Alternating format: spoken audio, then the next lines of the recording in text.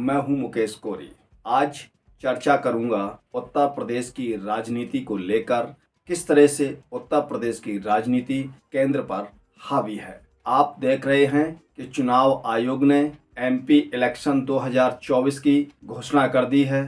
तारीखें भी जारी हो गई हैं। एमपी इलेक्शन 2024 का प्रचार भी शुरू हो गया है। आज उत्तर प्रदेश के अंदर सबसे अधिक चर्चित सीट मैनपुरी की सीट, जिस सीट पर उत्तर प्रदेश व देश के नेता आदरणीय मुलायम सिंह यादव जी लड़ते थे, आज उसी सीट पर वहां पर उनकी बहू समाजवादी पार्टी के राष्ट्रीय अध्यक्ष अखिलेश यादव जी की धर्मपत्नी डिंपल यादव जी ने आज पर्चा दाखिल कर दिया है। उन्होंने 2024 के चुनाव का बिगुल मैनपुरी में फूंक दिया है। अब वहां पर कयास लगाए जा रहे हैं, क्या देश के प्रधानमंत्री नरेंद्र मोदी जी का उस सीट पर जादू चलेगा या उस सीट पर जादू नहीं चलेगा। उसको लेकर तरह तरह के कयास हैं। और जिस समय आज पर्चा दाखिल हुआ है, पर्चा दाखिल होने के बाद समाजवादी पार्टी के राष्ट्रीय अध्यक्ष उत्तर प्रदेश के पूर्व मुख्यमंत्री अखिलेश यादव जी ने क्या कहा है मीडिया के अंदर, वो आप पहले सुने। मैनपुरी का चुनाव इस बार रिकॉर्ड मतों से समाजवादी पार्टी जीतने जा रही है। पहले भी चुनाव जब बाई इलेक्शन हुआ तो यहाँ की जनता ने एक एक वोट नेताजी को याद कर करके समाजवादी पार्टी के पक्ष में डाला और उसका परिणाम हुआ कि मैनपुरी की बहुत बड़ी जीत हुई है। इस बार भी जनता रिकॉर्ड मतों से समाजवादी पार्टी को जिताने जा रही है। दूसरे दल जो सामने हैं उनके पास दिखाने और बताने को कोई काम नहीं है। सुनने में आ रहा है कि पूरे देश की होर्डिंगों से जो जो लोकसभा के उनके प्रत्याशी हैं उनकी तस्वीर हटा दी गई है। जितने भी लोकसभा के प्रत्याशी हैं उनकी बड़ी बड़ी होर्डिंग पर तस्वीर गायब है। जनता जब 10 साल का दिल्ली का आकलन करेगी और 7 साल उत्तर प्रदेश सरकार का आकलन करेगी तो वो सब चेहरे गायब हो जाएंगे। उत्तर प्रदेश से भारतीय जनता पार्टी का और देश की राजनीति से भारतीय जनता पार्टी का सफाया होने जा रहा है। महंगाई चरम सीमा पर इन्होंने पहुंचा दी। महंगाई इसलिए भी है कि कुछ लोगों को ये मुनाफा ज़्यादा कमाने दे रहे हैं। मुनाफा कमाने से और जिस तरीके से भ्रष्टाचार हुआ है इलेक्टोरल बॉन्ड में, क्या कोई सोच सकता है कि इलेक्टोरल बॉन्ड के बहाने ईडी, सीबीआई, इनकम टैक्स को आगे कर करके चंदा वसूला गया हो? 1000 करोड़, 600 करोड़, 400 करोड़। ये बीजेपी के लोग बहुत प्रचार कर रहे थे वैक्सीन का। सुनने में आ रहा है वैक्सीन वाले से भी इन्होंने चंदा वसूल लिया। 15 लाख रुपए तुम्हारे अकाउंट में आ गए। 15 लाख रुपए, किसान की आय दोगुनी हो गई, 2 करोड़ नौकरियां मिल गई, स्मार्ट सिटी बन गए और किसानों को सुविधा देने की बात कही थी, लोन माफ करने का, कि लोन माफ हो गया। उद्योगपतियों का 15 लाख करोड़ माफ कर दिया और हमारे किसानों का लाखों रुपया जो बैंक पर है वो माफ नहीं किया इन्होंने। समाजवादी पार्टी ने इस बात को अपने घोषणा पत्र में लिखा है, जहां ओल्ड पेंशन बहाल होगी, ओल्ड पेंशन स्कीम बहाल होगी, वहीं हमारे किसानों का भी कर्जा माफ होगा।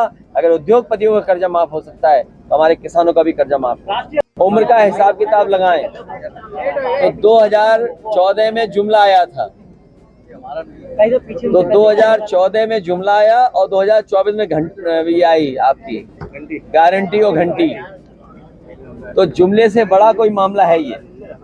जब जुमला पूरा नहीं हुआ तो गारंटी कैसे पूरी होगी? तो गारंटी तो 2 करोड़ नौकरी की थी, गारंटी किसानों की आय की थी, गारंटी एमएसपी की थी, गारंटी सस्ती बिजली की थी, गारंटी हमारे खाने पीने के सामान की थी। और मैं आपसे जानना चाहता हूं 2014 में बताइए सबसे सस्ती चीज नमक थी और नमक की आज कीमत क्या है? तो जो 14 में नमक सस्ता था, आज बताओ कितना हो गया महंगा। सरसों की क्या कीमत थी, बाजार में क्या है और क्या सरकार दे पा रही है। आलू का किसान बर्बाद हो गया, गेहूं का बर्बाद हो रहा है, जबकि रेट दे सकते हैं। धान बर्बाद हो गया, कोई सुविधा नहीं किसानों को दी। अभी तक 10 परीक्षाएं वो लीक हो गई हैं। जानबूझ करके इन्होंने नौजवानों से नौकरी छीनी है। ये नौकरी नहीं छीन रहे हैं, ये आरक्षण नहीं देना चाहते हैं, क्योंकि वो जानते हैं सरकारी नौकरी देनी पड़ेगी तो आरक्षण देना पड़ेगा। ये आरक्षण नहीं देना चाहते, इसलिए नौकरी के जानबूझ करके पेपर लीक करा रहे हैं। और अग्निवीर जैसी व्यवस्था को कभी समाजवादी लोग स्वीकार नहीं कर सकते हैं। जो 4 साल की आधी अधूरी नौकरी है, आने वाले समय में हो सकता है ये खाकी वालों की भी 4 साल या 3 साल की नौकरी कर दें, तो सोचो इनका भविष्य क्या होगा। इसलिए सोच रहे हैं नौजवान और भारतीय जनता पार्टी का सफाया करने जा रहे हैं।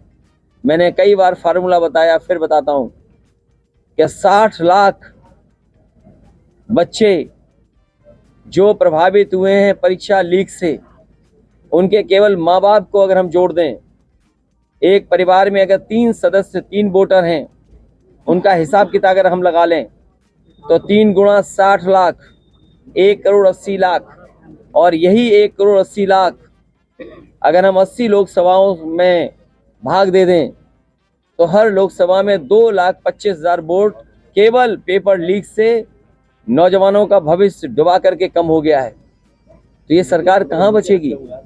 जो लोग 400 पार की बात कर रहे हैं वो हारने जा रहे हैं, अपनी हार छिपाने के लिए 400 पार कह रहे हैं। तो आपने यहाँ पर सुना कि उत्तर प्रदेश के पूर्व सीएम अखिलेश यादव जी स्पष्ट तौर पर वो भाजपा पर हावी हैं। उन्होंने यहाँ पर याद दिलाया कि जब मैनपुरी की सीट पर बाई इलेक्शन हुआ था तो बाई इलेक्शन के चुनावों में जो वो मतदान नेताजी के समर्थन में पड़ा और एक बार फिर वहाँ पर चुनाव नेताजी के समर्थन पर ही पड़ेगा। उन्होंने यहाँ पर स्पष्ट केंद्र सरकार को स्पष्ट कर दिया है और साथ में उन्होंने यहाँ कहा है कि जो केंद्र आज गारंटी के नाम पर जनता के बीच में जा रही है, क्या उनकी गारंटी सत्य होगी, क्योंकि इसके पहले उन्होंने यहाँ पर जुमले दिए हैं। उन्होंने यहाँ पर कुछ गारंटियों को गिनाया है, वो आपने सुना, और उन्होंने यहाँ पर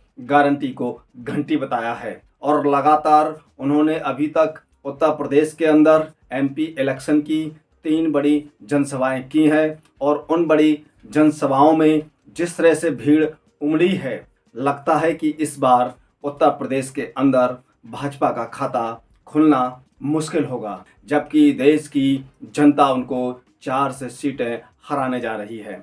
आपको ये खबर कैसी लगी है उस पर अपनी राय कमेंट बॉक्स में जाकर जरूर दें।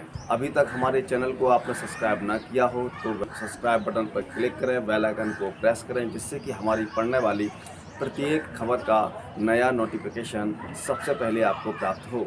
आपसे निवेदन है कि अभी तक हमको ज्वाइन ना किया हो तो ज्वाइन बटन पर क्लिक करके ज्वाइन कर सकते हैं। हम फिर मिलेंगे एक नई खबर के साथ, तब तक आप हमको इजाज़त दीजिए।